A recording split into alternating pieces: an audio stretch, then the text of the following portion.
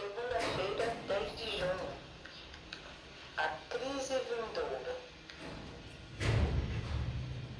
A profecia da marca da besta, em Apocalipse 13, nos fala sobre um estágio mais feroz da guerra de Satanás contra Deus. Desde que Jesus morreu na cruz, o inimigo sabe que foi derrotado, mas luta para levar consigo o maior número de pessoas possível. Sua estratégia é o engano. Quando isso não funciona, ele usa a força. Ele está por trás do decreto que condena à morte os que se recusarem, a adorar a besta ou receber a sua marca. A perseguição religiosa não é novidade. Ela existe desde que Caim matou Abel, seu irmão, porque Abel queria obedecer a Deus. Vocês se lembram da história? Caim queria oferecer dos frutos do seu próprio trabalho, uma oferta no altar para Deus. Só que Deus tinha pedido o quê? O cordeirinho, porque o cordeirinho simbolizava futuramente o Salvador. E Caim matou Abel porque ficou com raiva do próprio irmão, por Deus ter aceito o sacrifício de Abel e ter rejeitado aqueles frutos que Caim quis oferecer no lugar do cordeiro. Então, desde o início, o inimigo sempre quer colocar no lugar das coisas de Deus alguma coisa dele, que é errado, que quer substituir ou imitar aquilo que Deus quer de nós. Pergunta número 3. O que a igreja do Novo Testamento experimentou e como isso se aplica à igreja de Cristo nos fins dos tempos? Vamos ler João 16, verso 2. Expulsar-vos-ão das sinagogas. Ainda mais, vem a hora em que qualquer que vos matar julgará prestar um serviço a Deus. Então o engano de Satanás é tão grande que a pessoa vai julgar que está fazendo um serviço para Deus, se por acaso vier a matar alguém, um filho de Deus, um cristão. Foi o caso de Paulo, O apóstolo Paulo perseguia os cristãos até o dia que o próprio Cristo apareceu para ele e ele então se converteu. Agora vamos ler um verso em Mateus, capítulo 10 e o verso 22. Lembrando que a pergunta que foi feita foi o que aconteceu na igreja no tempo dos apóstolos, que vai novamente acontecer conosco. Mateus 10, 22. E vocês serão odiados de todos por causa do meu nome, disse Jesus. Mas aquele que perseverar até o fim, esse será salvo. Então muitas coisas vão acontecer com os filhos de Deus que querem ser fiéis. E todas as pessoas que já estarão com a marca da besta vão achar que as pessoas fiéis a Deus estão erradas. Então eles serão odiados. Nós, por sermos fiéis a Deus, seremos odiados. Vamos agora para 2 Timóteo 3, 12. Aqui Deus nos diz: e na verdade, todos os que querem viver piamente em Jesus padecerão perseguições.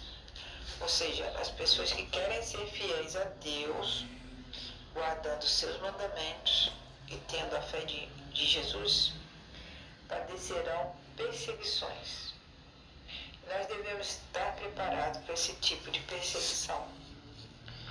Agora nós vamos ler o que Deus nos diz em sua palavra no livro de 1 Pedro 4, verso 12.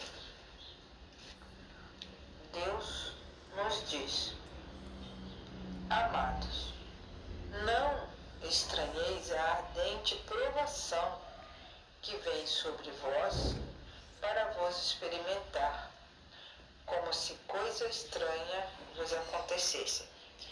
Então, essas provações que virão vai ser para experimentar a fé daqueles que dizem que amam a Deus, né? Então, se a pessoa permanecer firme, né, ela vai ser aprovada por Deus. A perseguição tem sido comum. Então, na igreja do Novo Testamento, os apóstolos e os fiéis, né, que se converteram passaram por muitas provações. E essas provações foram bastante sofridas para eles. Isso aconteceu na Roma pagã, naquela época de Roma pagã, quando Roma dominava o mundo. Mas foi especialmente evidente na crueldade da igreja medieval, não é? Na Idade Média, que é chamada a Idade das Trevas. Eles foram muito cruéis com todos os fiéis.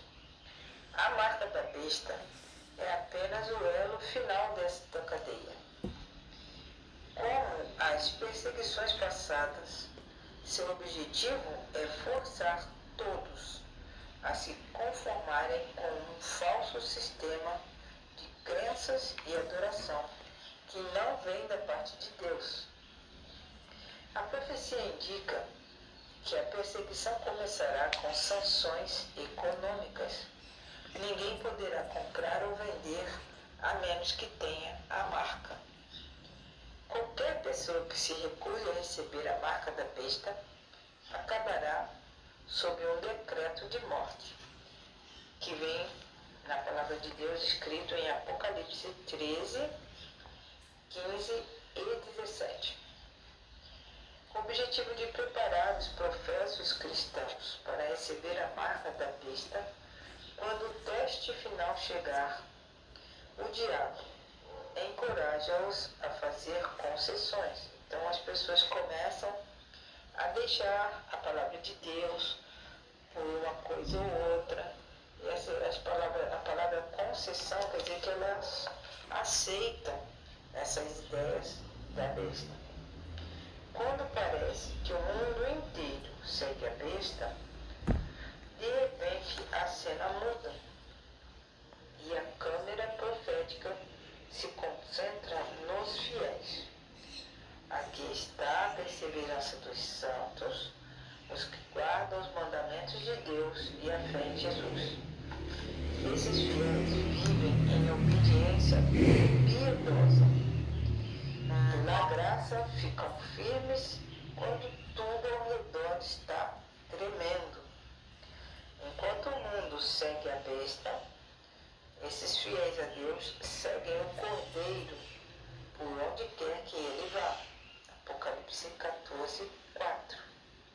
Pelo poder de Cristo, eles triunfam sobre os poderes do inferno dispostos contra eles. Como vimos na lição 9, o conflito será realmente focado, conflito do bem e do mal, na adoração. A besta, poder maligno de Satanás, um poder governante que vai sobressair agora nesses últimos dias, ela usa o engano, que é a artimanha, o plano, a estratégia de Satanás. E, porém, quando isso falha, ele vai usar a força e a coerção. E nós vamos ver aí, diante de nós, algumas leis sendo impostas para todas as pessoas adorarem a Deus num dia que não é de Deus. E nós temos visto essa agenda avançar cada dia mais e temos que estar né, com muita atenção e dedicação a Deus, né, por meio da fé, da oração, do estudo da palavra. Que Deus te abençoe e que você não seja enganada por esse sistema religioso falso que está cada vez mais se avolumando e tomando forma nesses últimos dias.